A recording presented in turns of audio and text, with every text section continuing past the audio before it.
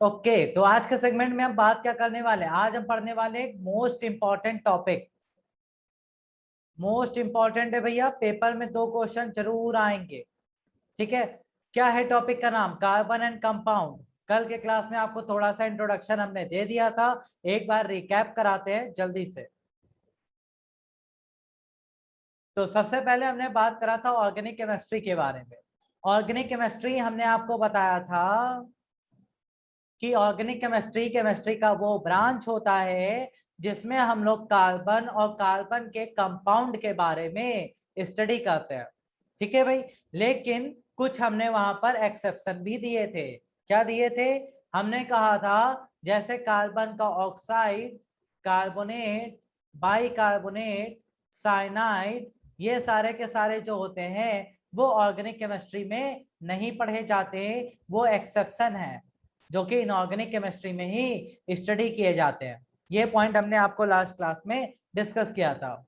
उसके बाद हमने आपको बताया था कि कार्बन जो है वो हमारे लिए बहुत इंपॉर्टेंट है, क्योंकि पूरी पूरी केमिस्ट्री की एक ब्रांच बन रही है।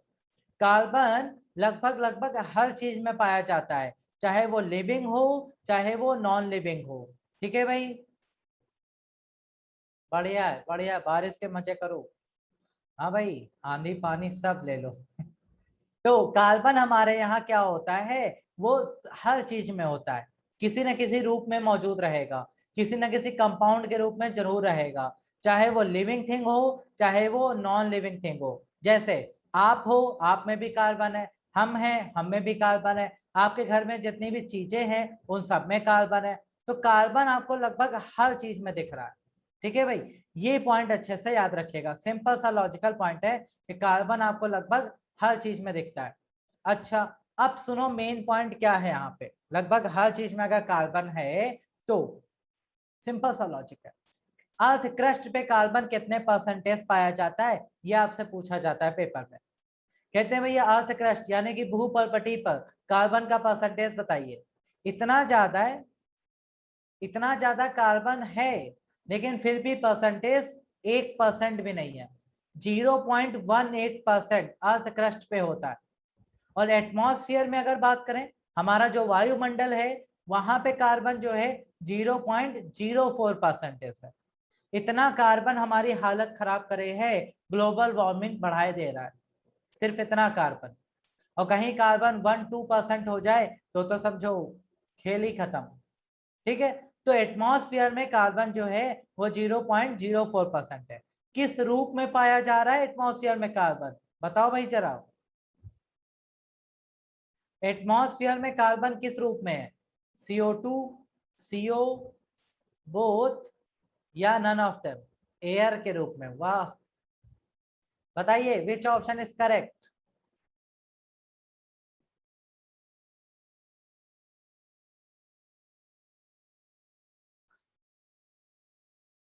बिल्कुल सही, करेक्ट आंसर है option number A. Existence of carbon in atmosphere is only in the form of carbon dioxide gas. Carbon monoxide मत लगाना आंसर, ये पॉइंट याद रखिएगा, पेपर में आया हुआ क्वेश्चन है ये। तो ये इतना सा आंसर आपको तैयार रखना है। आगे बढ़ते हैं। नहीं नहीं, इन सब में नहीं आता। अब बात करते हैं कार्बन फैमिली की। तो हमने आपको बता रखा है कि कार्बन ग्रुप नंबर 14 में आता है भाई। कार्बन, सिलिकॉन, लेड, टिन, ये सब इस फैमिली के मेंबर हैं। कार्बन को हम लोगों ने नॉन मेटल कहा है, वैलेंसी 4 और वैलेंस इलेक्ट्रॉन भी 4। बॉन्ड कैसा बनाता है कल ही बता चुके हैं, कोवैलेंट बॉन्ड बनाता है, यानी कि सहसंयोजी बंध। और आइसोटोप इसके 3 होते हैं, 12, 13 और 14, जिसका यूज कार्बन डेटिंग में करते हैं। ये सारी चीजें आपको हम कल ही बता चुके हैं भाई। ठीक है, अच्छा अब इसके आगे बढ़ते हैं। अब आता है मेन पॉइंट, एलोट्रोप्स क्या होते हैं? एलोट्रोप्स किन्हें कहा जाता है, ये आपसे पूछा जाता है। देखो भैया, एलोट्रोप्स को हिंदी में कहते हैं अपर रूप। अपर रूप होते क्या है, ध्यान से समझना।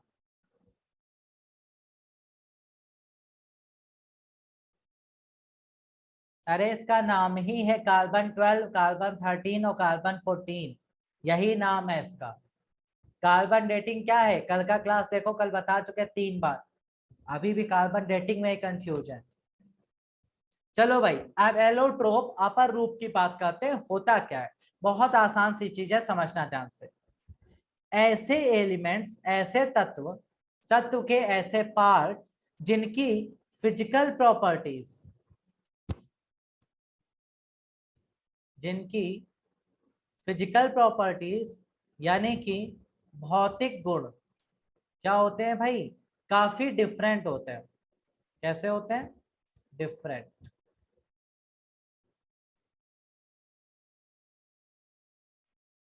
भिन्न होते हैं, लेकिन उनके केमिकल प्रॉपर्टीज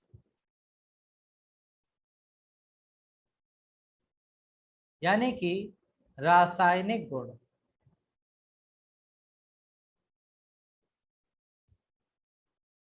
वो सेम रहते हैं, मतलब समान। तो किसी भी एलिमेंट के ऐसे पार्ट, ऐसे ऐसे नेचर या पार्ट हम कह सकते हैं, डिफरेंट डिफरेंट एलिमेंट्स जो कि फिजिकल प्रॉपर्टीज में तो काफी अलग दिखेंगे, लेकिन केमिकल प्रॉपर्टीज देखी जाए तो वो बिल्कुल सेम रहेंगी, उनमें आपको कोई अंतर नहीं दिखेगा। तो ऐसे सब्सटेंसेस को हम लोग उस एलिमेंट का क्या कहते हैं, एलोट्रोप कहते हैं। क्यों, क्योंकि इसमें पदार्थ के कण नहीं बदलते। जैसे कार्बन का ले लो, तो कार्बन को अगर अलग अलग तरह से आप डिजाइन कर दो तो कार्बन के स्ट्रक्चर बदल जाएंगे, जिससे कि कार्बन एलोट्रोप बना लेगा। जैसे डायमंड, ग्रेफाइट, फुलरीन और आपका कार्बन नैनोट्यूब, ये सब क्या है, ये सब हैं कार्बन के ही एलिमेंट, लेकिन कार्बन का स्ट्रक्चर इतना अलग है इन सब में कि इनके भौतिक गुण काफी डिफरेंट हो जाते हैं। ठीक है, तो इनमें होता क्या है, इनका स्ट्रक्चर डिफरेंट हो जाता है, जिस वजह से इनकी फिजिकल प्रॉपर्टीज बदल जाती हैं। डिफरेंट स्ट्रक्चर यानी कि संरचना काफी अलग होती है। तो 4 फेमस कार्बन के एलोट्रोप चलते हैं, जिनका नाम आपको याद रखना है। कौन कौन से भाई, पहला है डायमंड यानी कि हीरा, दूसरा है ग्रेफाइट, तीसरा है बकमिंस्टर फुलरीन जिसको हम लोग सिंपली फुलरीन भी कहते हैं, और चौथा है कार्बन नैनोट्यूब। ये 4 एलोट्रोप कार्बन के चलते हैं। ठीक है भाई, आइए समझते हैं इनको थोड़ा डिफरेंट स्टाइल में। डायमंड का अगर बात करें तो डायमंड में होते क्या है, होते तो कार्बन के ही तत्व हैं, सारा का सारा कार्बन है, लेकिन कार्बन अरेंज किस तरह से है, एक 3D स्ट्रक्चर बनाते हैं जिसे हम लोग चतुष्फलकीय संरचना कहते हैं।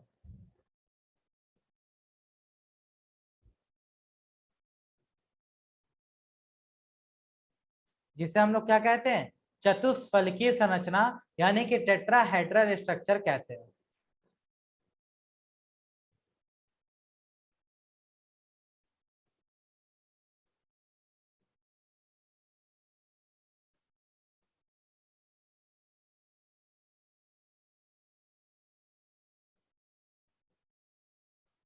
तो कार्बन जब कभी भी चतुष्फलकीय संरचना 3D में बनाता है कुछ इस तरह से, तो वो डायमंड बना लेता है। और आपको पता है कि कार्बन बहुत सॉफ्ट होता है, लेकिन जब वो डायमंड बन जाएगा तो हार्डेस्ट मटेरियल बन जाता है भाई। आपको पता है ना, कार्बन कुछ इस तरह से अरेंज होते हैं। अब इससे फिर 3 कार्बन जुड़ते हैं,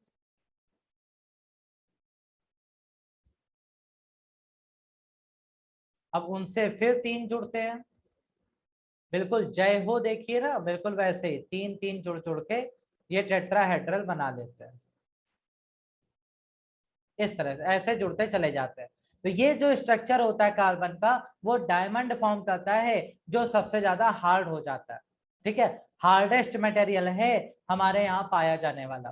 ठीक है, अच्छा, लेकिन यही कार्बन जब हेक्सागोनल प्लेट में जुड़ जाता है तो वो ग्रेफाइट बना लेता है, जो कि बहुत ही अलग प्रॉपर्टीज दिखाता है। जब वो ग्रेफाइट बनाता है तो यही कार्बन क्या हो जाते हैं, हेक्सागोनल प्लेट बना लेते हैं। हेक्सागोनल प्लेट्स के फॉर्म में जुड़ जाते हैं, लाइक दिस।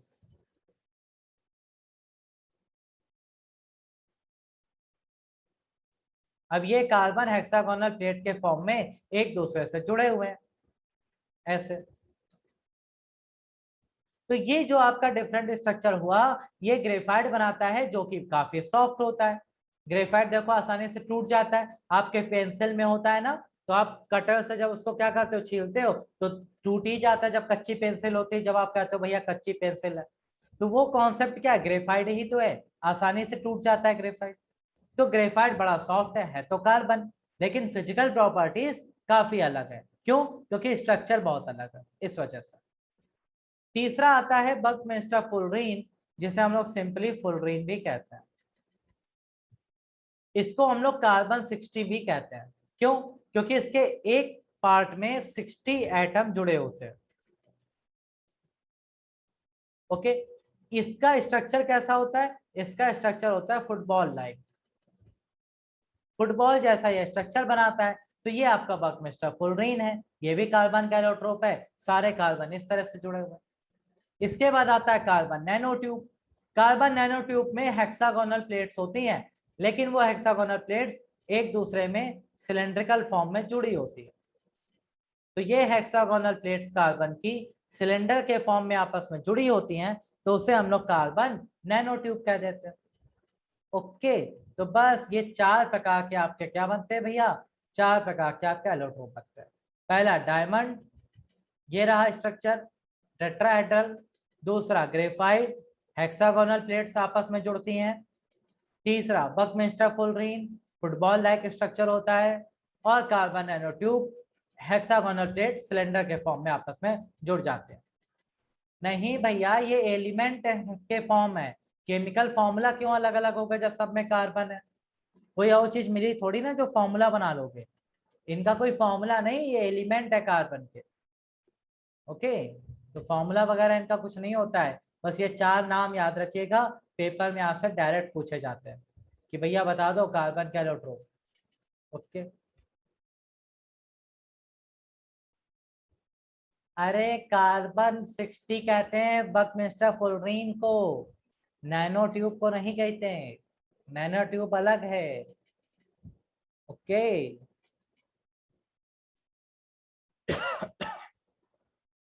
अब आगे आते हो।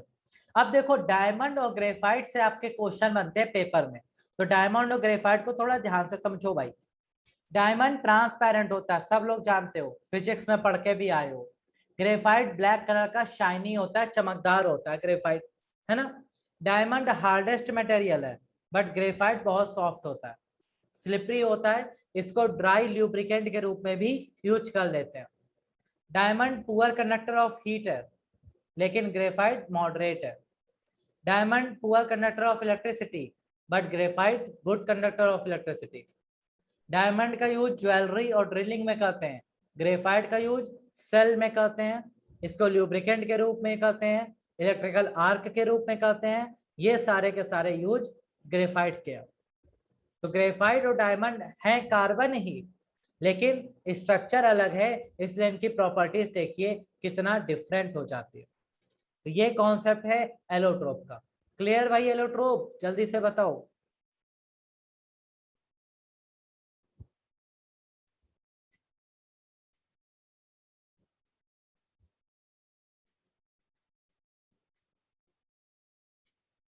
हाँ भाई, क्लियर? अरे क्या चीज अगेन बताए पूरा, कि कुछ पॉइंट, कोई पॉइंट आपको ना समझ में आया हो वो?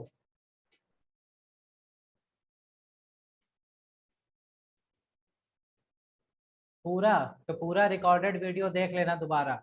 चलो क्वेश्चन पे आ जाओ। डायमंड ट्रांसपेरेंट का मतलब यहाँ पर ये है भैया कि डायमंड में लाइट जो पड़ती है ना, वो टीआईआर की वजह से चमकता है। अब टीआईआर अगर डायमंड में होगा तो वो चमकेगा, अगर टीआईआर नहीं होगा तो नहीं चमकेगा। ट्रांसपेरेंट अगर इसको कह रहे हैं तो ये ट्रांसलूसेंट के फॉर्म में ज्यादा आता है, ठीक है। ट्रांसपेरेंट प्योर नहीं होता, कहा जाता है इसको, नॉर्मल लैंग्वेज में कह देते हैं ये ट्रांसपेरेंट होता है, लेकिन ये प्योर ट्रांसपेरेंट फॉर्म में नहीं होता। ओके, यहाँ पे करेक्ट आंसर क्या हो जाएगा भाई? सी ऑप्शन, फ्लाई एश, बिल्कुल सही। क्यों? क्योंकि ये कार्बन का क्या नहीं होता, एलोट्रोप नहीं होता। बाकी सारे के सारे कार्बन के एलोट्रोप हैं, डायमंड, ग्रेफीन और फुलरीन, ये सब एलोट्रोप होते हैं। हाँ ग्रेफीन भी होता है, ग्रेफीन भी होता है भैया।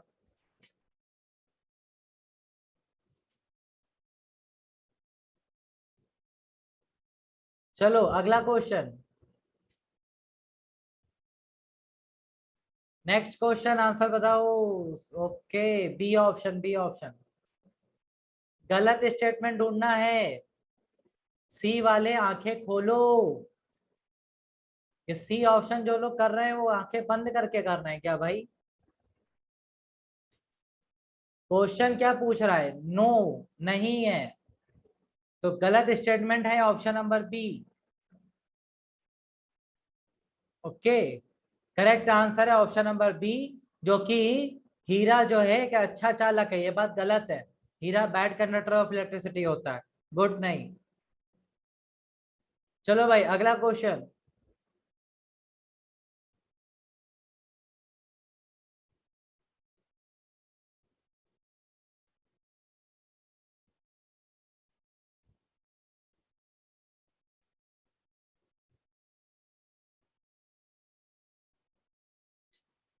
हाँ भाई, करेक्ट आंसर, गलत स्टेटमेंट ढूंढना है। सभी लोग सही है बिल्कुल। ए ऑप्शन वाले जरा आंखें खोल के पढ़ लो भाई, अभी अभी तो पढ़ाया है यार। डायमंड टेट्राहेड्रल होता है और वो हेक्सागोनल होता है। बी ऑप्शन यहाँ पे सही है, बी गलत स्टेटमेंट लिखा है। फिजिकल और केमिकल दोनों प्रॉपर्टी डिफरेंट नहीं होती, इनकी केमिकल प्रॉपर्टी सेम होती हैं, फिजिकल डिफरेंट होती हैं, क्योंकि एलोट्रोप है कार्बन के।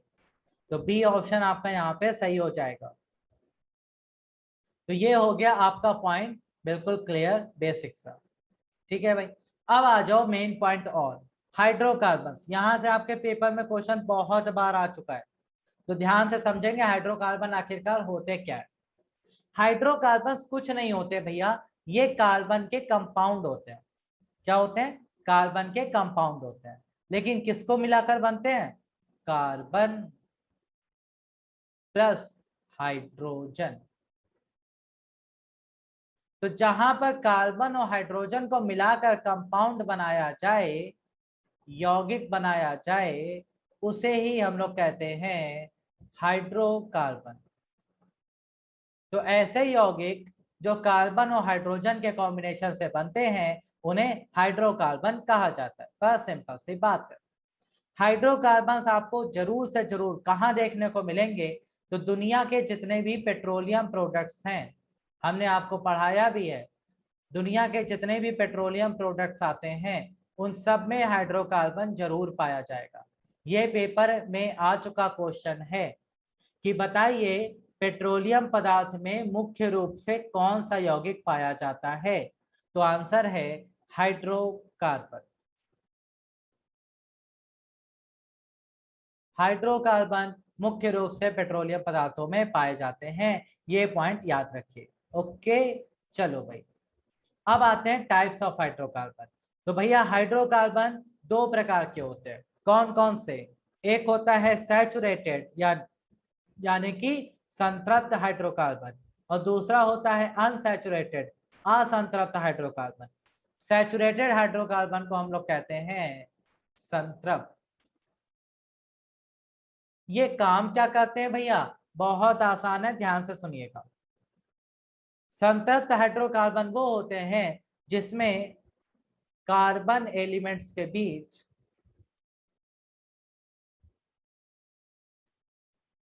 कैसा बॉन्ड होता है? सिंगल बॉन्ड होता है। यानी कि कार्बन के तत्वों के बीच अगर सिंगल बॉन्ड है तो इसका मतलब है वो सैचुरेटेड है, संतृप्त हो चुका है। अब उस हाइड्रोकार्बन में कोई भी नया हाइड्रोजन जोड़ने की जगह नहीं है। फॉर एग्जाम्पल, जैसे मान लो मेरे पास एक स्ट्रक्चर है लाइक दिस।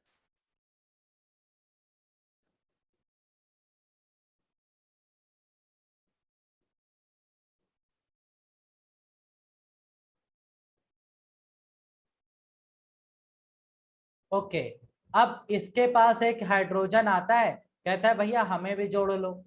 ये कहेगा देखो एक बात आपको बता दे सिंपल सा, कि हमारे कार्बन के तत्वों के बीच सारे सिंगल बॉन्ड तुमको दिख रहे हैं? तो हाइड्रोजन कहता है हाँ भैया दिख रहे हैं। तो फिर इसका मतलब मेरे पास अब जगह नहीं है कि मैं कोई नया तत्व आपस में जोड़ सकता हूं, यानी कि मैं सैचुरेट हो चुका हूं, संतृप्त हो चुका हूं। तो संतृप्त हाइड्रोकार्बन वो हैं जिनमें कार्बन के बीच सिंगल बॉन्ड होता है। इसका मतलब है वो नया एलिमेंट अब ऐड नहीं कर सकते, उनके पास कोई खाली जगह नहीं है। ओके, इन्हें हम लोग एल्केन भी कहते हैं,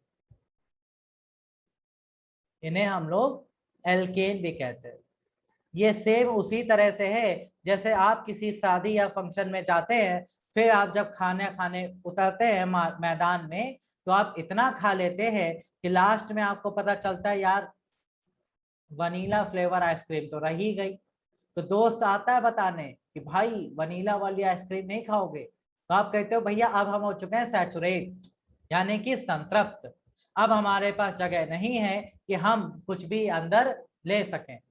तो वो होता है सैचुरेशन का केस, कि आपके अंदर क्षमता नहीं बची, तो वो कहलाते हैं एल्केन। अच्छा भाई, स्ट्रक्चर से तो पहचान जाएंगे कि कार्बन के बीच सिंगल बॉन्ड है तो संतृप्त है, लेकिन अगर स्ट्रक्चर नहीं दिया गया तो पहचानने का तरीका है फॉर्मूला से। फॉर्मूला क्या होता है एल्केन का? CnH2n+2। मतलब जितने कार्बन होंगे उतने कार्बन से 2 गुने हाइड्रोजन ले लो और 2 ज्यादा ले लो। मतलब जितने कार्बन हम यूज कर रहे हैं उसके डबल से 2 ज्यादा हाइड्रोजन अगर हैं तो वो एल्केन कहलाता है, मतलब सैचुरेटेड होता है। जैसे for example CH4, C2H6, C3H8, C4H8, C5H10। अब हमने कहा इनमें से पहचानिए कि कौन संतृप्त है कौन नहीं। तो आसान सा तरीका है, जितने कार्बन है उसका डबल कर दो और उसमें 2 ऐड कर दो, वही संतृप्त है, नहीं तो नहीं। तो इसमें देखो कार्बन 1 है तो डबल किया 2, 2 ऐड किया 4, यानी कि ये है 2 का डबल 4, 4 + 2 6, बिल्कुल है। 3 का डबल 6 + 2 8, बिल्कुल है। 4 का डबल 8 + 2 तो हुआ ही नहीं। 5 का डबल 10 + 2 तो हुआ ही नहीं। तो बस ऐसे पहचान लेंगे एल्केन, सिंपल सा तरीका। अच्छा भाई, अब क्या हुआ? अब आए second type, unsaturated. Unsaturated hydrocarbon का मतलब असंतृप्त। असंतृप्त हाइड्रोकार्बन क्या होते हैं? असंतृप्त हाइड्रोकार्बन वो होते हैं जिनमें कार्बन एलिमेंट्स के बीच या तो आपको डबल बॉन्ड दिखेगा या तो आपको ट्रिपल बॉन्ड दिखेगा, उन्हें कहते हैं अनसैचुरेटेड। यानी कि कार्बन डबल बॉन्ड भी रख सकता है और ट्रिपल बॉन्ड भी रख सकता है। ठीक है भाई, अनसैचुरेटेड को कैसे पहचानेंगे? जहां डबल या ट्रिपल बॉन्ड दिख जाए। मतलब क्या है? मतलब कि अगर ये कार्बन कुछ इस तरह से है,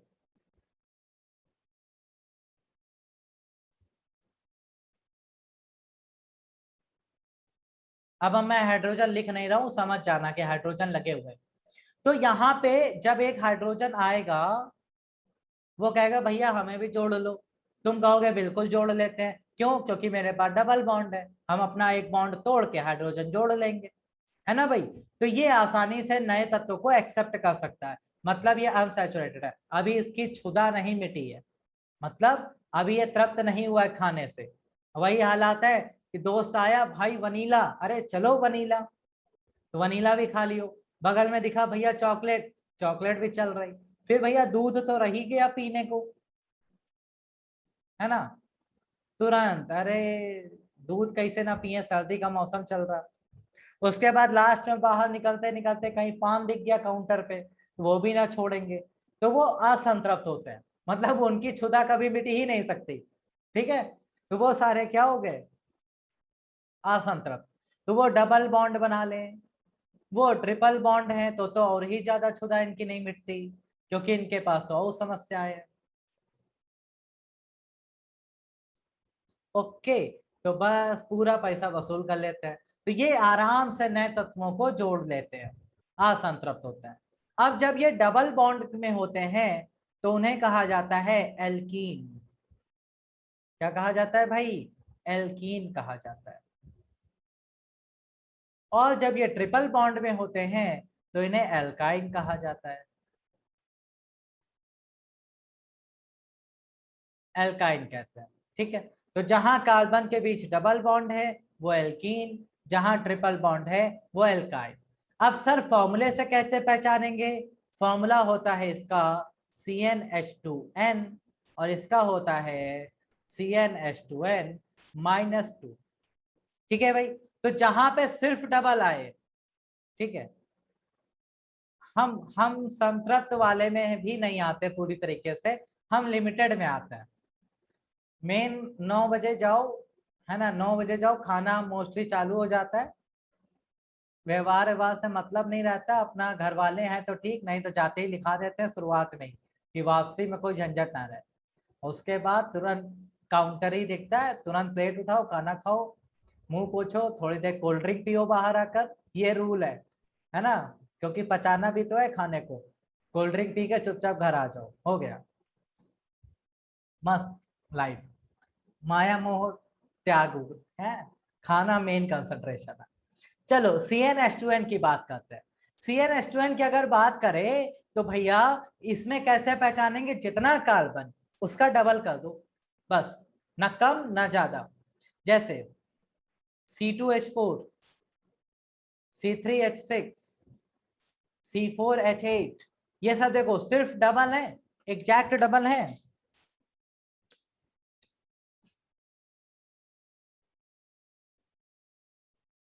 तो ये क्या हो गए? ये आपके हो गए एल्कीन। लेकिन एल्काइन के पास जब जाओगे तो डबल करके दो कम कर देना। जैसे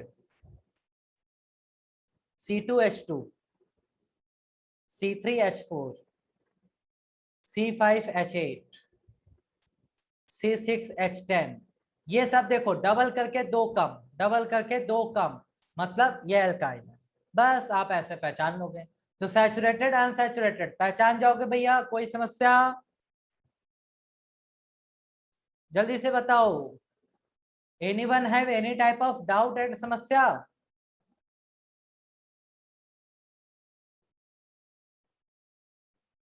अरे बोलो भैया। नहीं है, आगे बढ़े। चलो बहुत बढ़िया। अब आ जाओ तीसरा, देखो हाइड्रोकार्बन के दो चलते हैं, लेकिन यहाँ पे एक नाम और आता है एरोमेटिक। एरोमेटिक आज तक पूछा नहीं गया है एनडीए में, लेकिन अगर आए तो कह देना भैया रिंग पहना दो। एरोमेटिक, एरोमेटिक हाइड्रोकार्बन वो होते हैं जो बेंजीन रिंग के फॉर्म में पाए जाते हैं। ठीक है, बेंजीन रिंग के फॉर्म में जो हाइड्रोकार्बन मिले वो आपके एरोमेटिक होते हैं। आज तक पूछा नहीं गया है, बस याद कर लीजिए आप इतना सा, बस। ओके, चलो भैया अब आ जाओ कार्बन को थोड़ा सा आईयूपीएसी के बारे में समझते हैं। आईयूपीएसी समझने से पहले आपके पेपर में पहली बात, एक तो जो लोग 12th में आईयूपीएसी अच्छे से पढ़े हैं, जिनको आईयूपीएसी आता है, वो यहाँ पे बिल्कुल भी अपना ज्ञान नहीं देंगे कि सर आईयूपीएसी हाई लेवल पढ़ाओ। क्यों? क्योंकि आईयूपीएसी पेपर में आती नहीं है। पहली बात, आईयूपीएसी नेमिंग बिल्कुल नहीं आता है, बहुत आसान से छोटे छोटे लॉजिकल क्वेश्चन आते हैं। तो वो लॉजिकल क्वेश्चन मैं ऑलरेडी आपको बता चुका हूँ। एल्केन एल्कीन एल्काइन का फॉर्मूला आता है, वो मैं बता चुका हूँ। बेसिक आता है, वो मैं बता दूंगा। हेलोजेंस फंक्शनल ग्रुप के आते हैं, वो मैं बता दूंगा, लेकिन बहुत ज्यादा हाई लेवल नहीं जाना है। ठीक है, तो इतना सा समझ लो जो बेसिक आता है, हाई लेवल पे नहीं जाना। तो सबसे पहले बात करते हैं एल्केन की।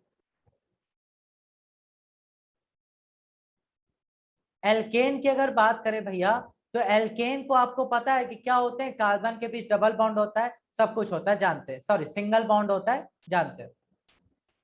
जब कभी भी आईयूपीएसी में कार्बन के बीच आपको सिंगल बॉन्ड दिख जाए, ठीक है, सिंगल बॉन्ड दिख जाए तो आप उसे क्या कहोगे, एल्केन का एन उठा के सफिक्स में लगा दोगे। क्या लगा दोगे, एल्केन का एन उठाकर सफिक्स में लगा दोगे। सफिक्स प्रीफिक्स तो पता है ना, इंग्लिश में पढ़े होगे। अगर मान लो वह एल्कीन फैमिली से आता है, एल्कीन फैमिली का मतलब अगर आपको स्ट्रक्चर में कार्बन के बीच डबल बॉन्ड दिख जाए तो वहां से क्या उठा लेना, इन उठा लेना और उसको सफिक्स में लगा देना। ओके। और अगर आपको एल्काइन फैमिली दिख रही है, यानी कि कार्बन के बीच ट्रिपल बॉन्ड दिख रहा है, तो उसका आइन उठा लेना और सफिक्स में लगा देना। जैसे methane propane butane, methene propene butene और मिथाइन प्रोपाइन ब्यूटाइन, इस तरीके से आपका कुछ भी बने। ठीक है, प्रोपाइन ब्यूटाइन हेक्साइन हेप्टाइन, ये सब सारे। ठीक है। अच्छा, ये तो हो गया 3। अब कार्बन के नंबर के अकॉर्डिंग उसके प्रीफिक्स में क्या नाम लगता है वो समझ लो। अगर मान लो कंपाउंड में सिर्फ एक कार्बन है तो उसे क्या कहते हैं, मेथ। 2 कार्बन है कंपाउंड में तो एथ, 3 है तो प्रोप, 4 है तो ब्यूट, 5 तो पेंट, 6 हो गए तो हेक्स, 7 हो गए तो हेप्ट, 8 है तो ऑक्ट, 9 है तो नॉन, 10 है तो डेक। 10 से भी बहुत ज्यादा होते हैं लेकिन उतना ज्यादा जाना नहीं है, पेपर में आता नहीं है। अच्छा भाई, अब इसके अकॉर्डिंग नेमिंग करना है तो 2-3 एग्जांपल हम बताते हैं, बेसिक बेसिक सा क्वेश्चन आएगा। चलो भैया, इसका नाम बता दो जल्दी से हमको।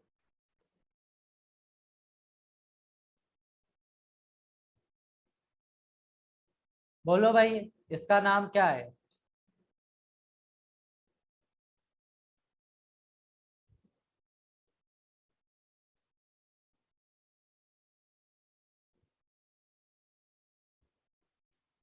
पेंटेन पेंटेन पेंटेन, बहुत आसान है।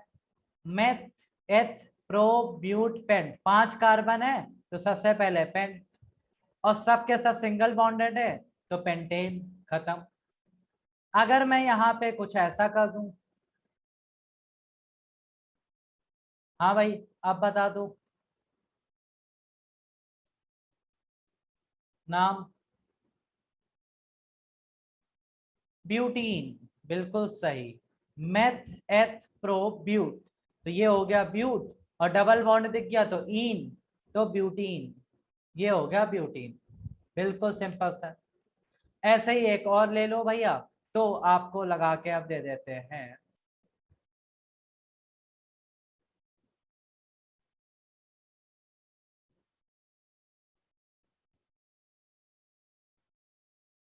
नाम बता दो भाई।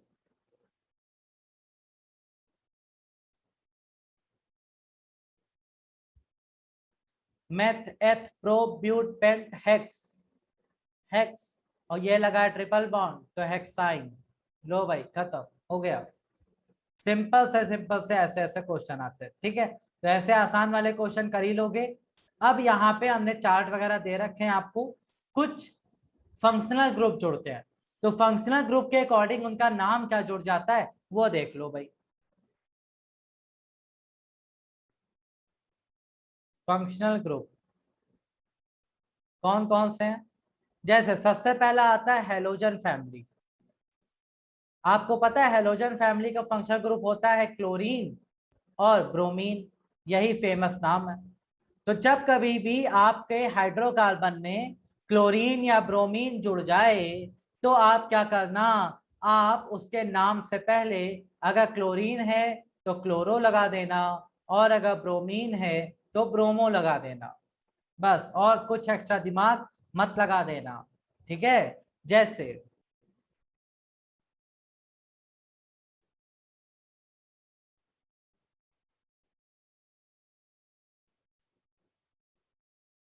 नाम बताओ भाई।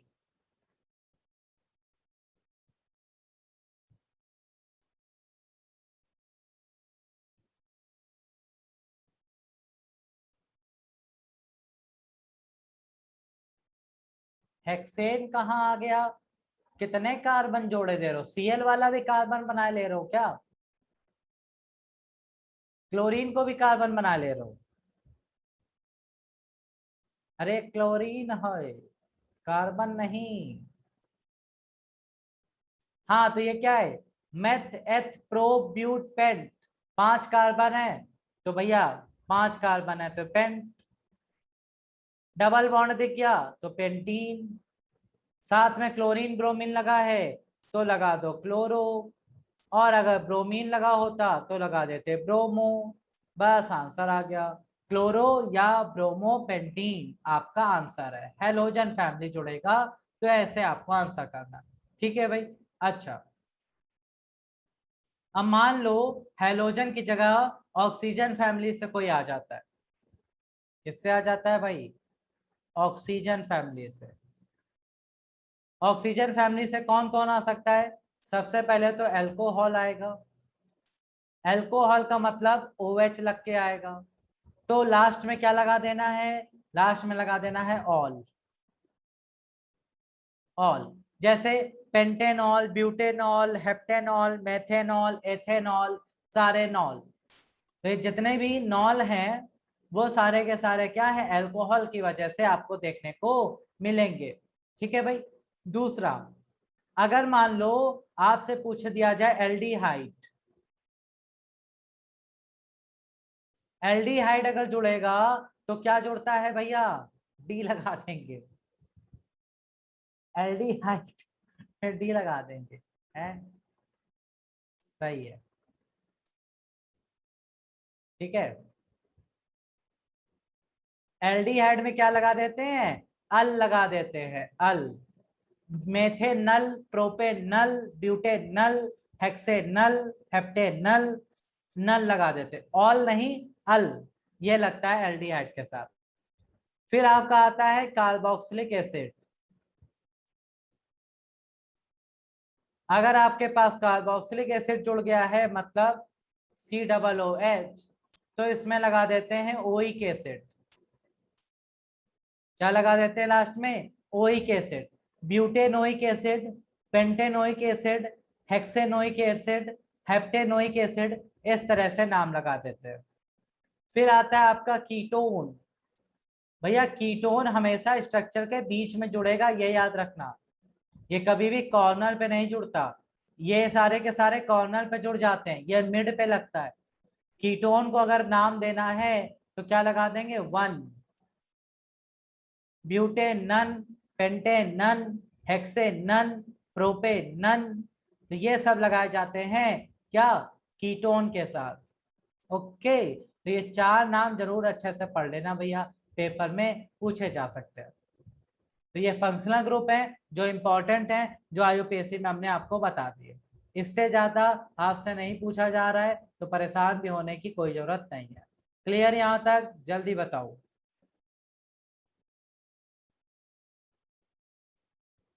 एनी वन को एनी समस्या है?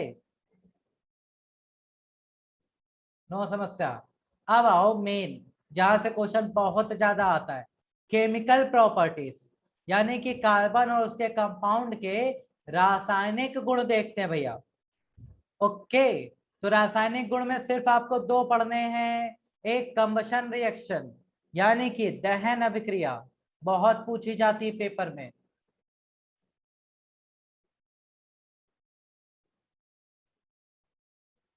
दहन अभिक्रिया। और दूसरा है एडिशन रिएक्शन, यानी कि संयोजन अभिक्रिया। ये दोनों ही मोस्ट इंपॉर्टेंट हैं, तो याद रखिएगा भाई। ईथर को समझा दो। ईथर में क्या समझाते भैया बताओ?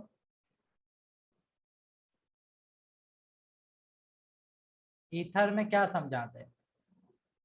अभी तो हमने ईथर पढ़ाया ही नहीं, समझा कैसे दें ईथर? कहाँ हमने ईथर शब्द का प्रयोग ही कहीं नहीं किया।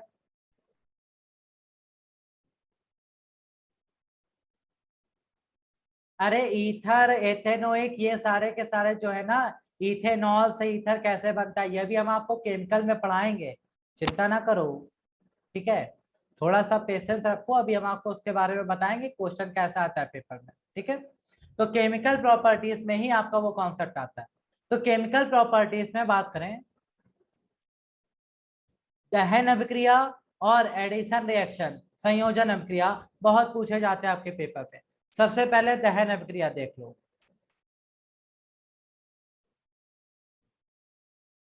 दहन अभिक्रिया की बात करें तो हमें कार्बन के यौगिकों को जलाना है।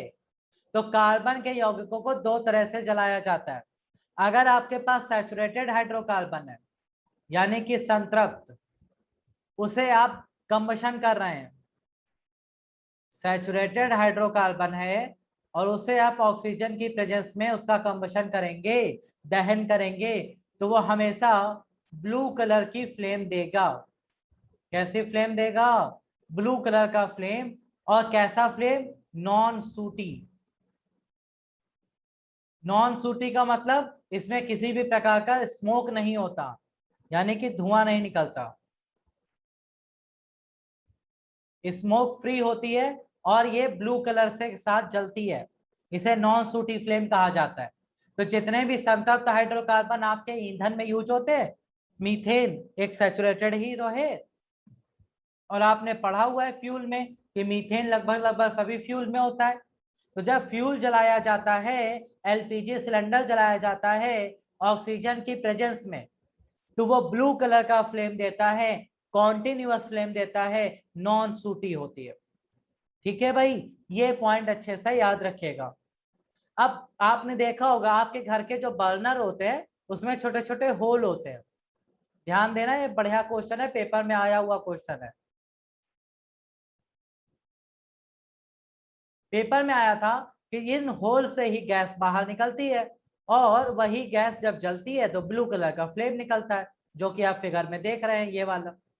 लेकिन ठीक है, लेकिन होता क्या है, जब ये फ्लेम इस बर्नर से निकलती है तो ब्लू कलर से जलती है, लेकिन कुछ समय बाद आपको दिखता है कि यहाँ पे येलो कलर का फ्लेम कभी कभी आने लगता है। तो वो येलो कलर का फ्लेम क्यों आता है कभी कभी?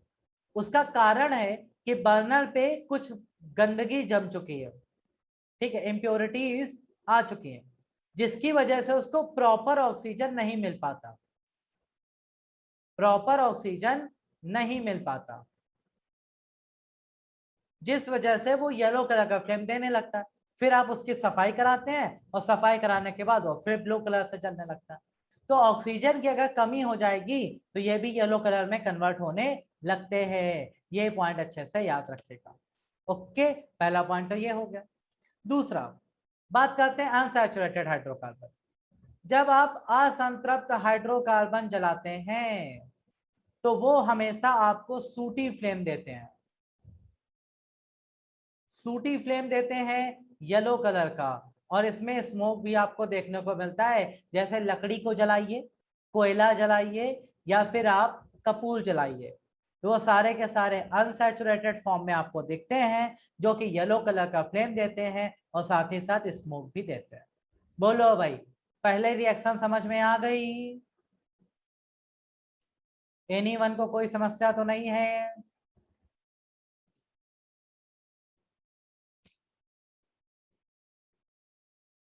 नो समस्या। दूसरा, दूसरा आता है एडिशन रिएक्शन, यानी कि संयोजन अभिक्रिया।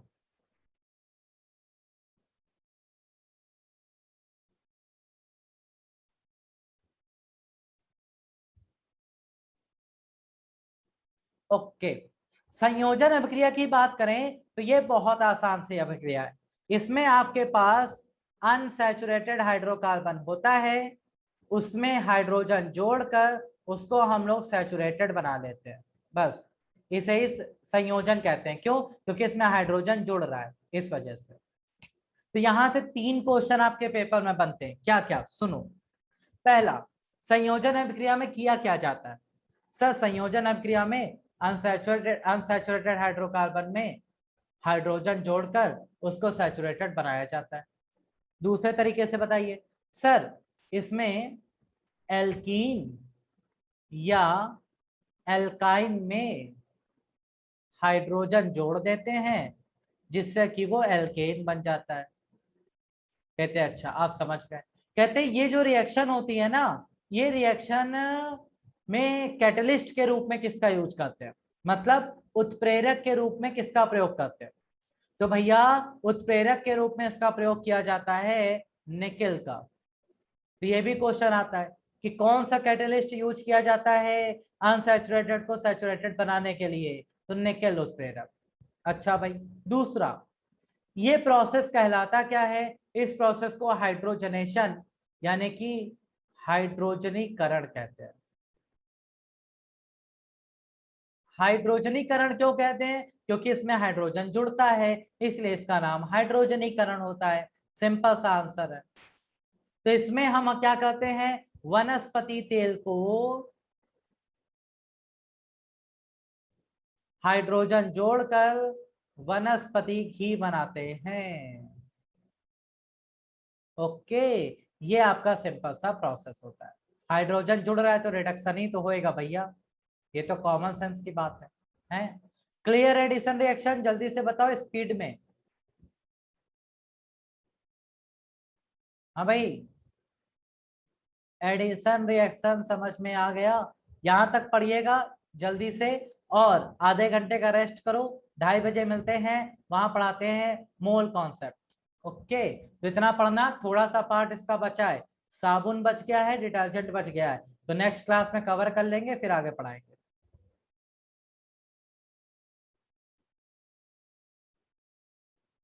अनसैचुरेटेड हाइड्रोकार्बन जो होते हैं वो आपके क्या होते हैं, सूटी फ्लेम के साथ जलता है। चलो बाकी के डाउट नेक्स्ट क्लास में लेना, क्लास चालू होने वाली है दूसरी।